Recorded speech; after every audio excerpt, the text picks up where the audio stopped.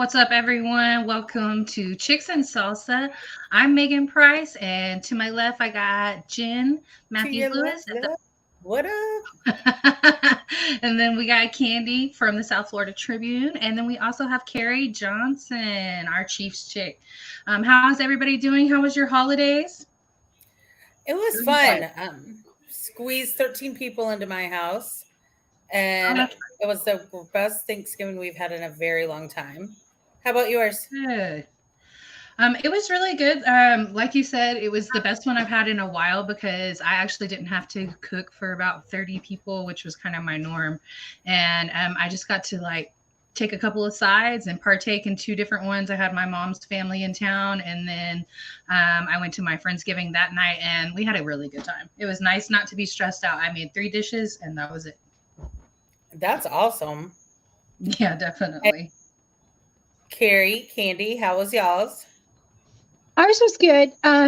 We had to do it Wednesday night because of Bub's work schedule, my son's work schedule, and it just made for Wednesday a very long day. It started at 4 o'clock in the morning and it ended at 8 o'clock that night. So, but it was a nice, relaxing weekend because it just kind of did things at our own pace because people were working and people weren't. So, it was just a come and go and just relax and enjoy the people.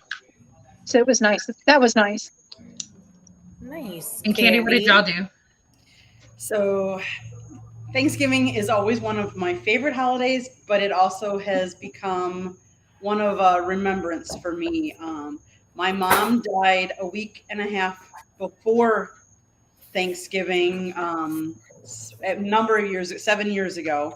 And then my husband's mom died 2 years ago, 2 days after Thanksgiving. Oh, So that's rough. that's really hard, yeah. But so me and my husband and my father-in-law, we went out to Smoky Bones because they were actually a restaurant that was open down here, and they actually Cool. served turkey. So I'm like, okay, I can have my turkey, and I don't have to cook or clean or anything like that. So Right. Oh, that's And nice. they have those killer donuts. They closed the one here in Charlotte, but they used to have those killer donuts in Charlotte.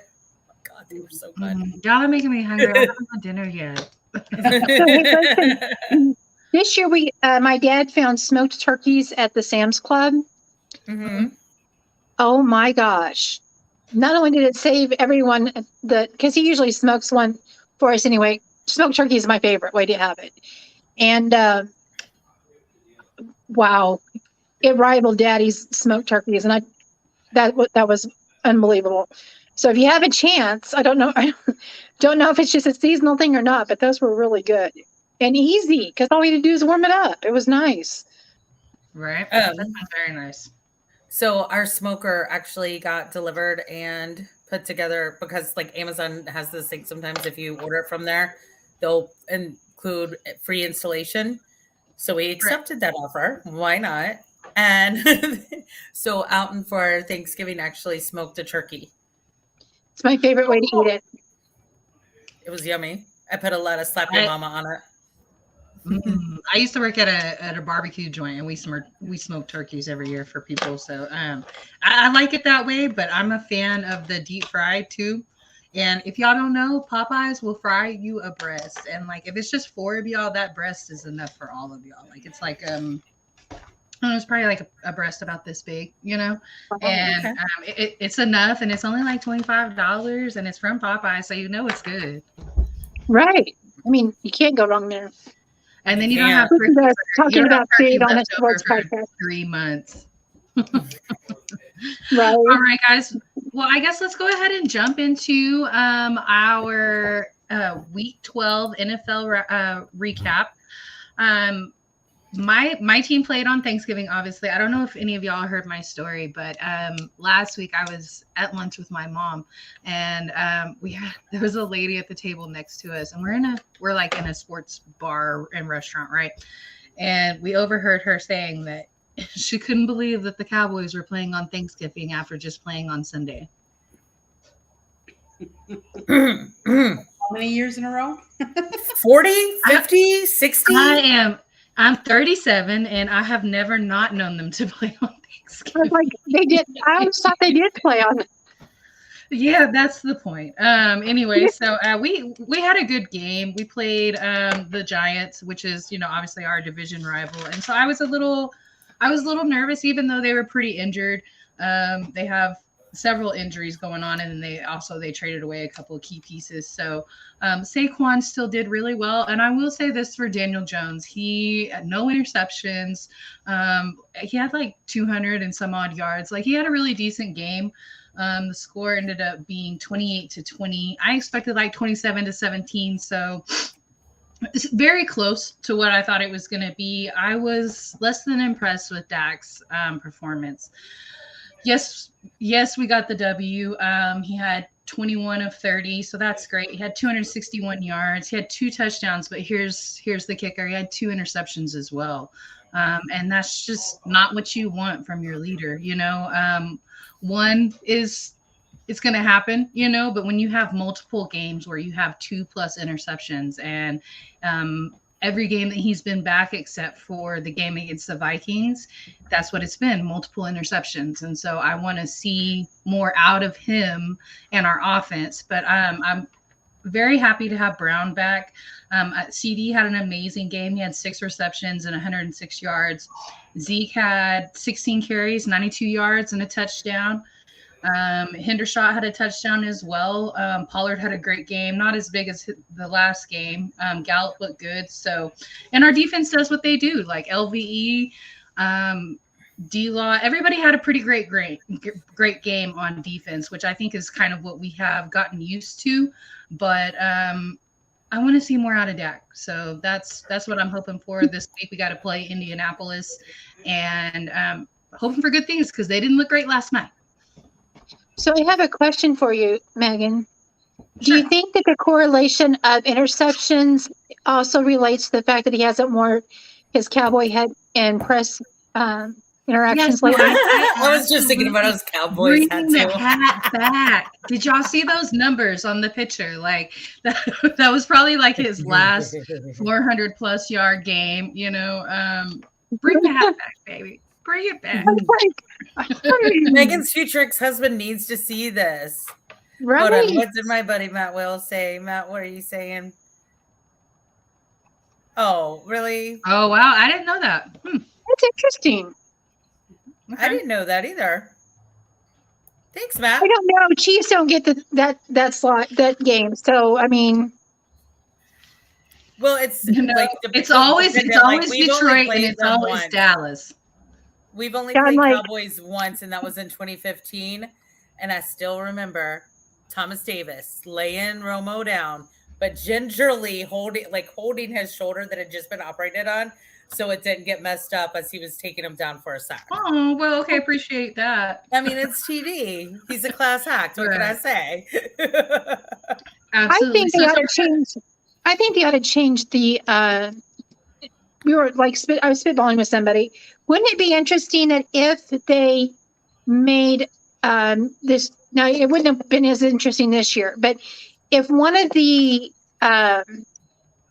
perks of being the getting to the Super Bowl is your team gets one of the Thanksgiving games, wouldn't that be an interesting way to start switching that up a little bit? I mean, that would be cool.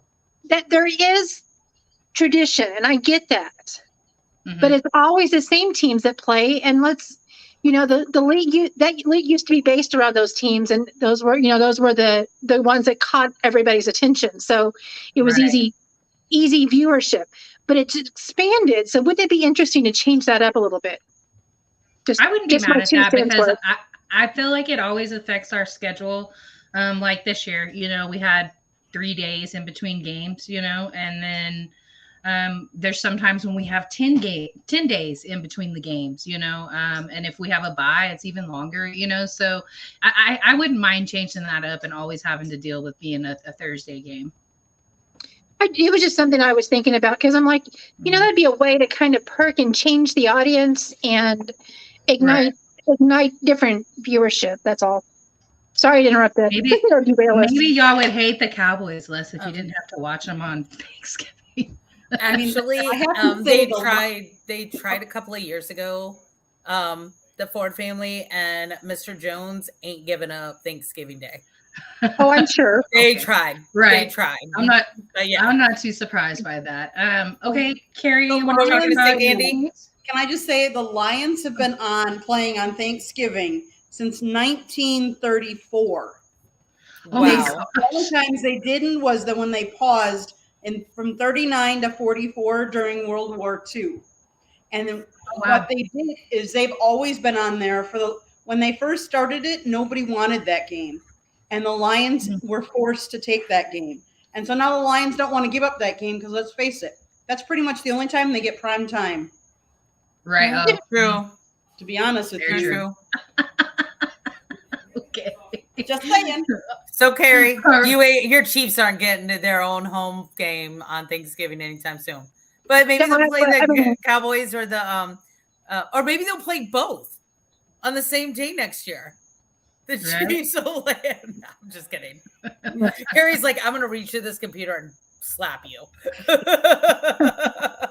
Give us the Lions. We'll lose to them too. I mean, we decided the Colts was a good team to lose to. So, as I digress. Okay, so who wants to talk their team next? All right, let's hear about the Panthers and their rise to glory. Okay, so it's a long time coming, but I do believe Steve Wilkes is the man for this job. Like everybody in Charlotte wants him, every single Panthers fan wants him to be the head coach. Like he took a team that was just a group of guys that used to be a team that started just individually playing and made them a team again. Also, side note, any Carolina Panthers fans watching, this is Greg Olson's beanie for this year. They are for sale at the stadium and online. So as you remember, all the proceeds go to Children's Levine Hospital for Children, which is who took care of their son TJ. Just so y'all know, that's why I'm rocking this tonight, because I actually believe in that cause a lot, and because Alton and I collect the beanies. So that being said, we were rocking. Sam Darnold had something to prove. I'm just saying, I think Baker Mayfield alienated our locker room just because of some things I saw in Baltimore. I saw one of our tackles allow him to get sacked. Someone I had not ever seen allow a quarterback to get sacked. So yeah, I think Baker kind of alienated that locker room. Just my personal opinion. You mean kind of like Zach Wilson? But go ahead. Hey, maybe Baker can go to the Jets next year. Well, I heard someone say that the Panthers need Zach Wilson. I'm like, they need that like they need another first round has-been quarterback. It's okay. We already have throwing words, but our first round has-been did beat the crap out of Russell Wilson. I like Darnold. I like Darnold. You know what? And Carrie, I don't have an issue that so many other people have with Darnold. No. He always did everything that was asked of him. Matt Rule liked to throw people under the bus. But Sam had 164 yards, 1 touchdown. No, I think that touchdown, he was like, oh, wait, the ball didn't touch the ground. Nobody touched me. And he just literally rolled into the end zone. Like, it was amazing. Awesome. It was hilarious. We had Deontay Foreman with 113 rushing yards. This game, he didn't have any touchdowns, but that's okay because my man DJ Moore did. We have Tommy Trimble with not his best game ever, but we had a great game. Frankie Louvu, one of my favorite Ds, had 7 tackles, 1 assist. Shaq had 5 tackles, 1 assist. We had Brian Burns tackle Russell Wilson twice, or sack him twice, and Marquise Haynes sacked him once. So Russell's O-line is shot. So talking about alienating locker rooms. Yeah, I think that's Mr. Michael right there. Comment. But I mean, it was I was actually at the game. As y'all know, I couldn't go to the Thursday night game because I was sick. But I did go to this game with my girl Amber. We were having a blast. But we were kind of talking a little smack to Broncos fans at first, but then we started really beating them up. So I decided not to do that anymore. I mean, if I'm going to talk smack, it's got to be a tight game, right? And it's got to be in fun and jest. We can't have hurt feelings in the stands. So, right. And side note, I did see one interesting fight. There were 4 Bronco fans against 1 Panther fan. The Panther fan walked away with no blood. 3 out of 4 of the Broncos fans had blood. Just saying, keep pounding people. Oh, Jordan, yeah, Fire Hackett, yeah, that's. And I love you, Jordan. Maybe, I was being nice to you. It would be really nice if maybe Russell Wilson refunded half of that contract y'all paid him too. You know, that $250 million. Yeah. Yeah. Woo. All right. Are we going with a C or a K tonight? Next. Let's go with Candy with her festive tree. I mean, all kinds of spirit. I'm going to have to trash some team who shall remain nameless. So let's go ahead and keep it all upbeat now. So I would say the surprise for me was that the Packers hung with Philadelphia. I honestly thought Philadelphia was going to run us. I mean, obviously they ran us all over the field, but with 363 rushing yards, 500 total yards. But we actually had 342 yards ourselves of total offense, which might not sound really good normally, especially for an Aaron Rodgers. But this year, that I think spoke volumes that we actually had a chance to tie it at the end there. Obviously, Rodgers got injured. He's suffering from a rib injury. They said it was hard for him to breathe at spots at the end there. Jordan Love came in, and I honestly think Jordan Love actually surprised some people. He was completing some passes.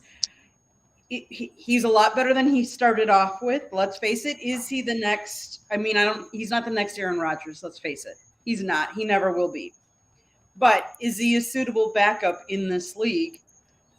I think he made a little case for himself. I'd be interested to see I know Rodgers has said he's going to stay in there. He wants to play as long as we have a shot.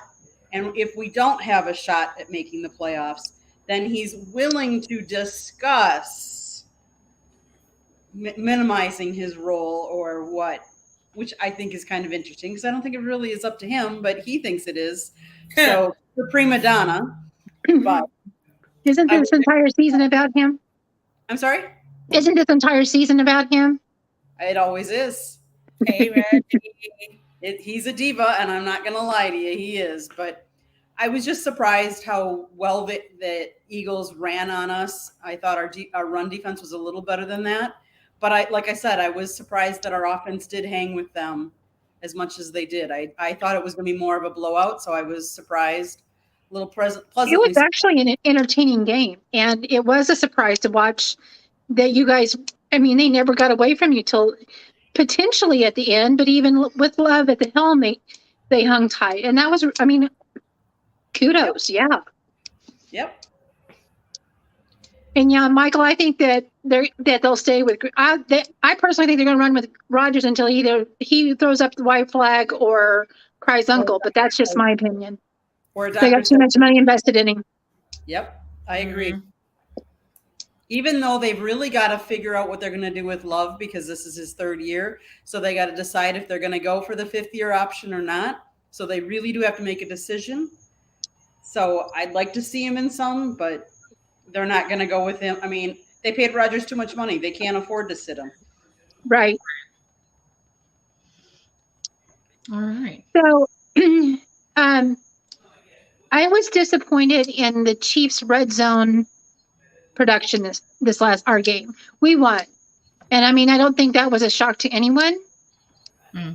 I was surprised at the point spread, and we even covered that. What I was disappointed is we were 74% that completion in the red zone. We got 2 touchdowns out of 5 or 6 drives down there. We settled for, so that was disappointing. But at the same time, for me, I was, I've had some thoughts sitting in the back that I'm wondering if, while we were down Tony, CEH, Hardman. Who else? We were down somebody else. And Juju was on limited count. I'm sure there's lots more plays that are been drawn up, but I'm thinking that Andy didn't want to have to show cards for a game that we could win with field goals. So, I feel like there were some of the things that he left unplayed and unshown. His design plays unshown because we need those going forward. Interesting side note. Oh, I know, but I can say that I'm a fan. They were my griefs for far too many years for me not to complain about something. So Travis Kelce has 12 touchdowns, receiving touchdowns. Ooh. The entire Browns team. Thanks, Michael. And Texans have 12. Rams have 11. Titans have 11. Pats have 11.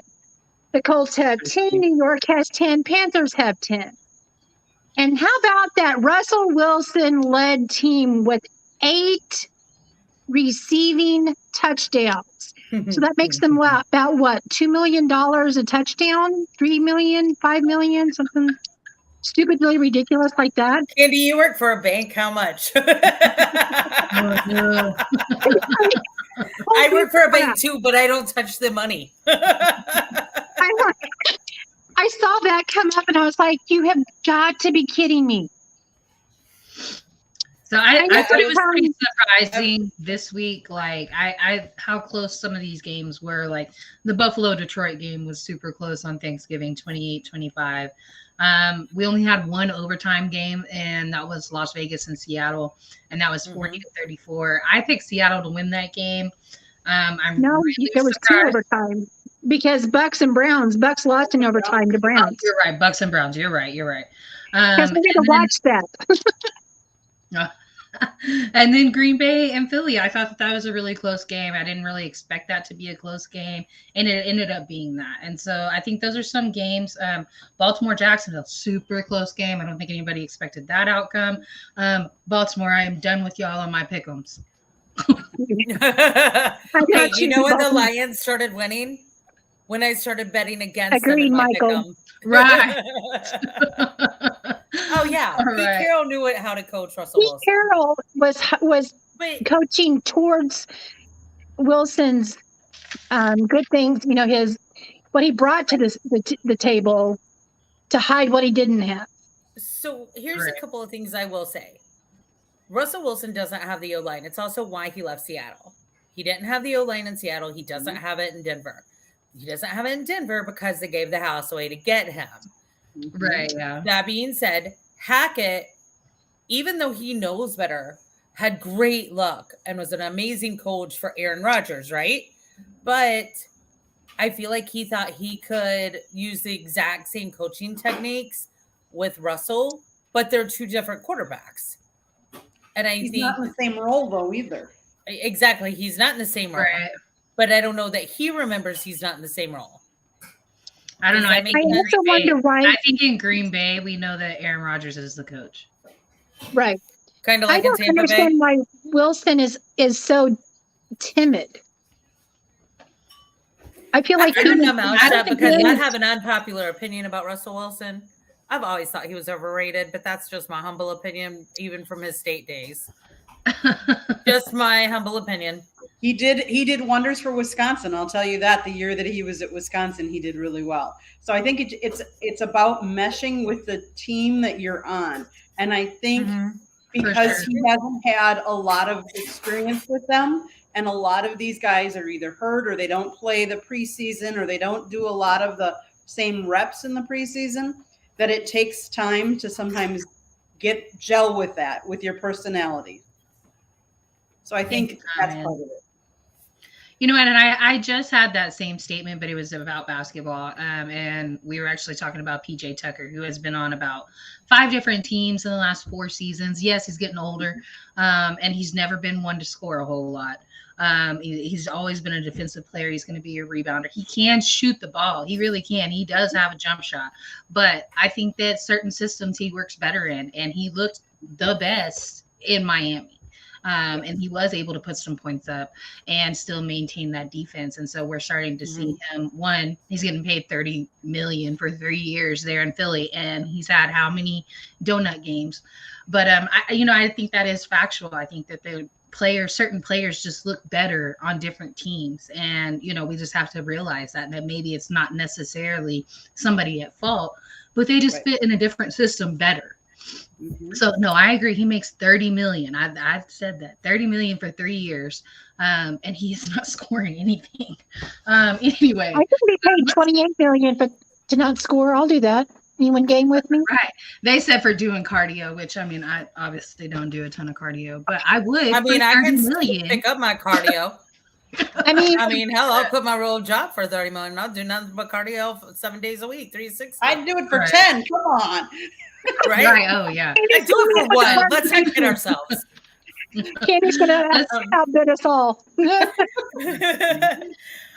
Okay, so speaking of players who sorry, Megan, I think we're going to the same place. Go for it, Megan. We actually saw some amazing news last week. We saw Olivia Pichardo. She is the first woman to make the NCAA D1 varsity baseball roster. Now she pitched and she was an outfielder for the women's national team. And then she walked on to Brown. And so, for her to be at Brown, y'all know that she's got to come with the smarts just to even get in there. So she's probably a highly intelligent young lady. I saw that in high school. She had a 5.2 GPA. That's just amazing.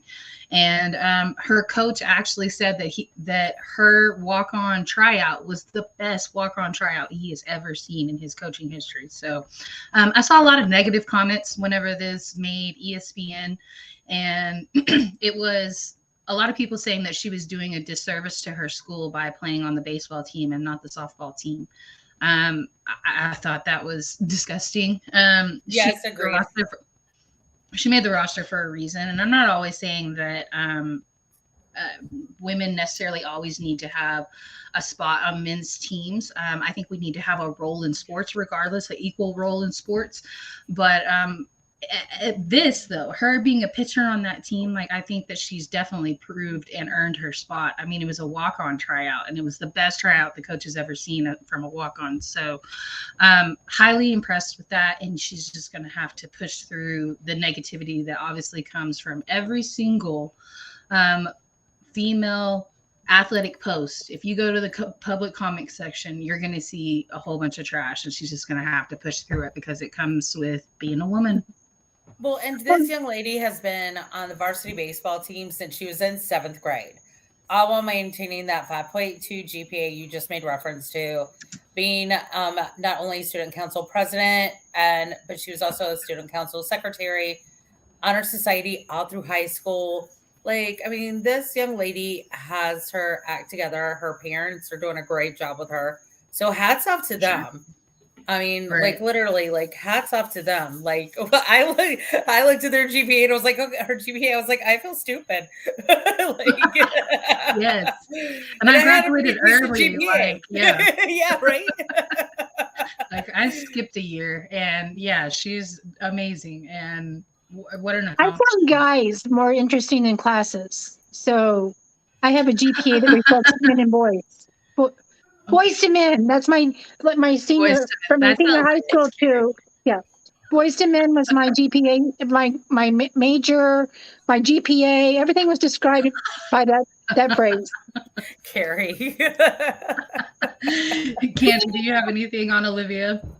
I was reading her story and I was just fascinated that she's never really played softball. She's always started in baseball. They're so different. I hate for someone to say that, that she's doing a disservice to her school. They're different. They're so different. They are. Absolutely. And then there's no future. Go ahead, Candy. She's a pitcher for baseball. It's a totally different motion than pitching in softball. It's and it's a totally different game. The bases are different. Everything about the game is just different. Different strategy and everything.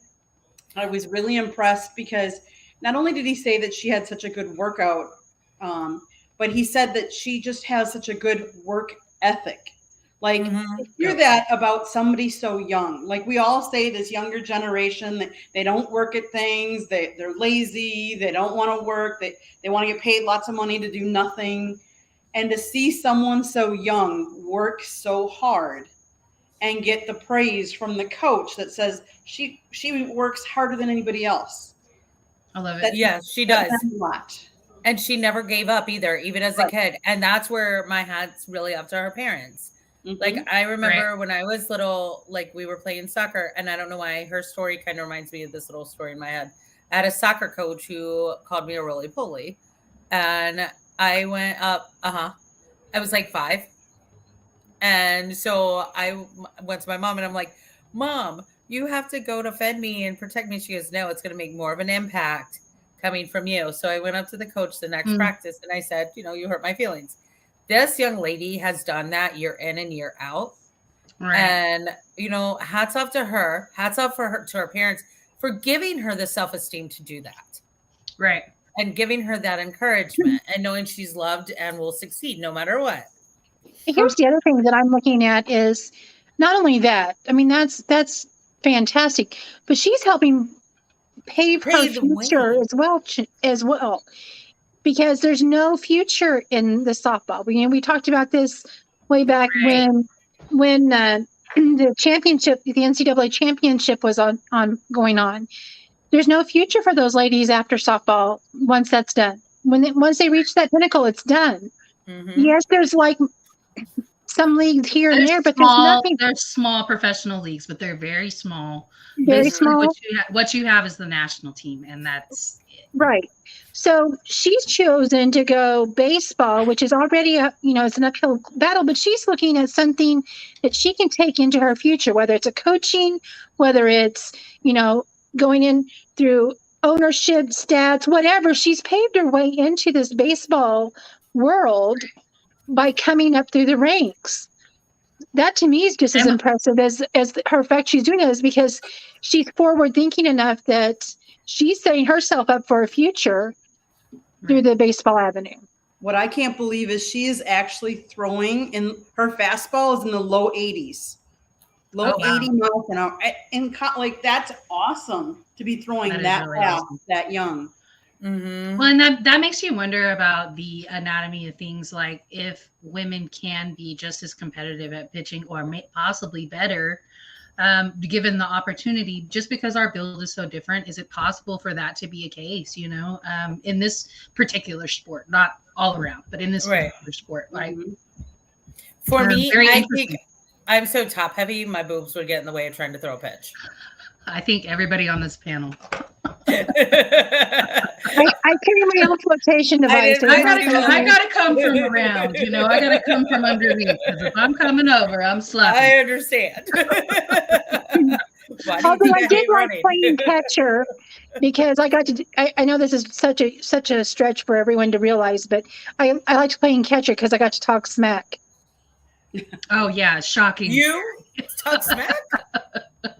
And I did both. Don't make me remove you from this stream. I've done it before. I'll do it again. I was pitcher and catcher. I did both, and then I played infield and outfield. So, I mean, and this young lady, she just, I don't know, she impresses the heck out of me. Same. I definitely wanted to highlight that, and thank you, Jay Nelson, for sending me the topic. Actually, we appreciate you watching, and I think that's actually going to wrap it up for us this week. We have a couple other topics that we were going to talk about, but the NFL it encompasses so much. So we will bring a couple of those topics with us next week. I hope everybody enjoyed their holiday, and everybody stays safe through the season. And we will be next week. And everybody go to the Christmas market and give us little ideas of what you want to discuss as well on Three Chicks Facebook page. Absolutely. All right. Have a good night, you guys. Good night, y'all.